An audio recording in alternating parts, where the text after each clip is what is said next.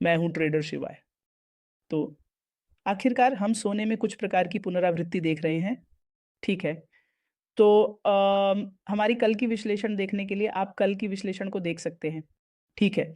अब चलिए आज के लिए सोने का विश्लेषण करने की कोशिश करते हैं। जैसे ये स्क्रिप्ट कैसे व्यवहार कर रही है और इसका भविष्य का मूवमेंट क्या हो सकता है। ठीक है। तो अभी अगर आप देखें कि वर्तमान में हमारे पास यह मूल्य क्षेत्र है। ठीक है ना। और सोना वास्तव में आप जानते हैं इस मूल्य क्षेत्र के अंदर यात्रा कर रहा है। हालांकि इसने पिछले मूल्य क्षेत्र को तोड़ दिया है और ये इस पिछले मूल्य क्षेत्र में आ गया है। ठीक है। और अब यह यहाँ फिर से एक मूल्य क्षेत्र बना रहा है। ठीक है। तो अभी सबसे पहले जैसा कि हमने बताया कि हमारे पास चार मानदंड हैं। ठीक है। तो मुझे बस उन मानदंडों को दोहराने दें या हम इन स्तरों को ड्रॉ करने के बाद इसे दोहराएंगे। ठीक है।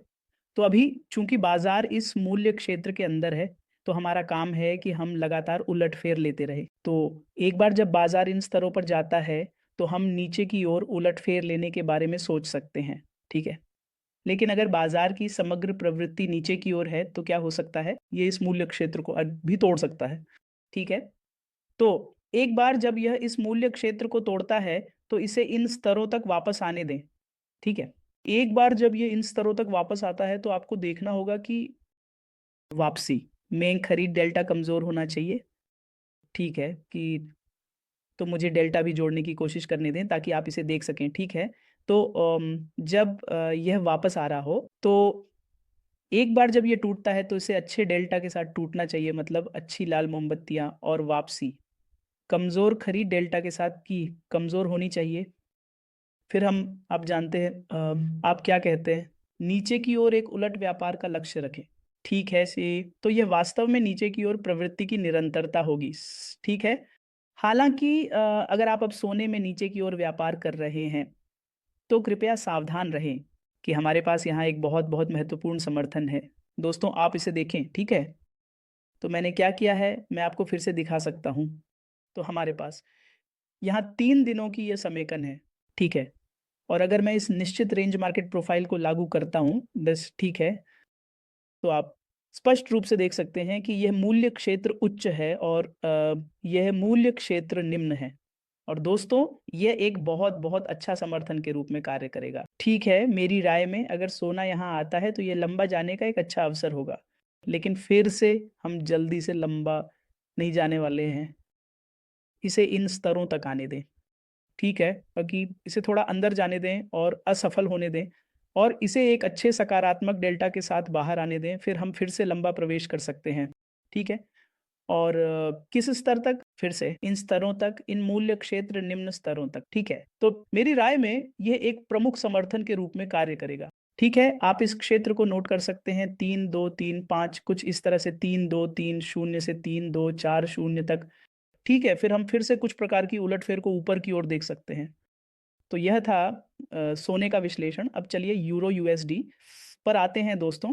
तो कल अगर आपको याद हो या कल का विश्लेषण हम चर्चा कर रहे थे कि यूरो यूएसडी इन स्तरों से टूट सकता है। ठीक है। हम कुछ देख सकते थे वीडब्ल्यूएपी में नकारात्मक ढलान। तो चलिए यहाँ वीडब्ल्यूएपी लागू करने की कोशिश करते हैं।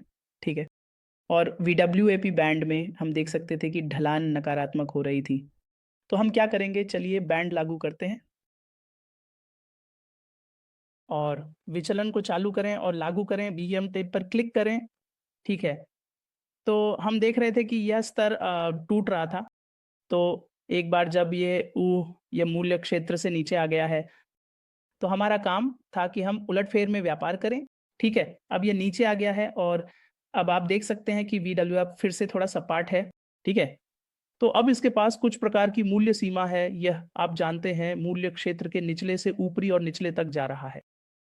तो अभी यह है कि ऊ यूरो यूएसडी अब क्या कर रहा है, मान लीजिए कि ये नीचे आना शुरू हो गया था। ठीक है।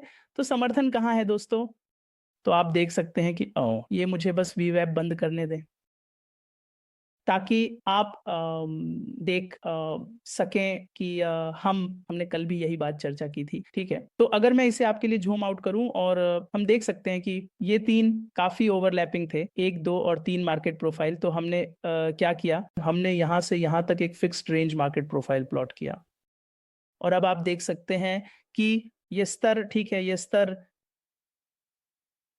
ये स्तर एक तरह से वैल्यू एरिया हाई है, ठीक है।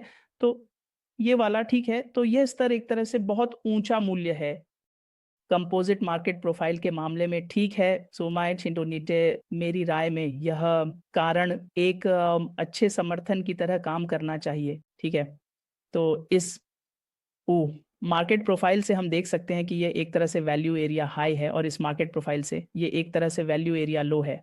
तो हम इसे थोड़ा सा समायोजित कर सकते हैं कुछ इस तरह, क्योंकि हमें इसे एक क्षेत्र के रूप में मानना होगा, ठीक है। तो यहाँ से मुझे लगता है ये एक अच्छा समर्थन प्रदान करेगा, ठीक है। सटीयू, तो अगर बाजार इन क्षेत्रों में आ रहा है तो हम इसे फिर से खरीद सकते हैं। हालांकि अगर यह नीचे टूट रहा है तो हम इन निचले स्तरों को देख सकते हैं, ठीक है। तो आप इन निचले स्तरों को कैसे पाएंगे? तो फिर आपको इन बाजार प्रोफाइल्स, इन क्षेत्रों पर विचार करना चाहिए, ताकि हम इसे कल के वीडियो में चर्चा करेंगे। अगर अगर ये टूट रहा है तो सुनिश्चित करें कि ये रेंज महत्वपूर्ण है, ठीक है। तो अब यह था यूरो यूएसडी।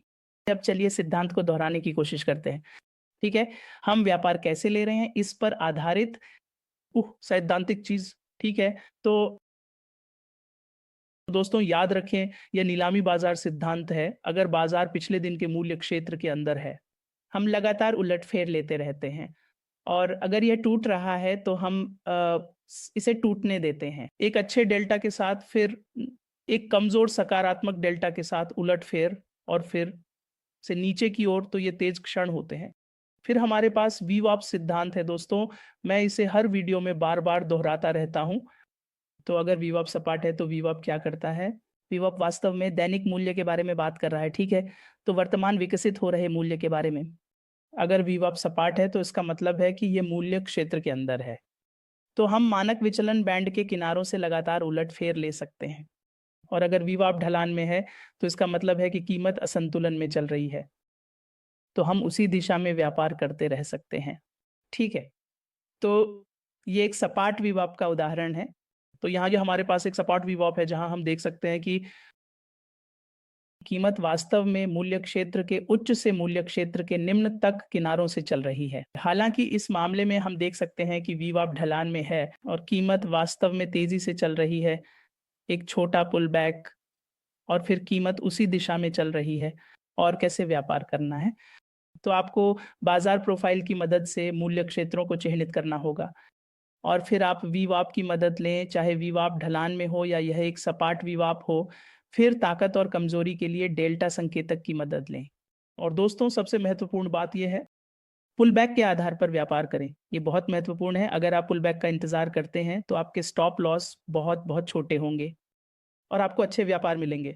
क्योंकि अगर पुल बैक विफल हो रहा है तो आप उस व्यापार में प्रवेश नहीं कर रहे हैं, ठीक है। तो ये आपको एक अवसर देता है खुद को सही करने का, ठीक है। तो मुझे उम्मीद है कि यह विश्लेषण आपकी मदद करेगा। धन्यवाद।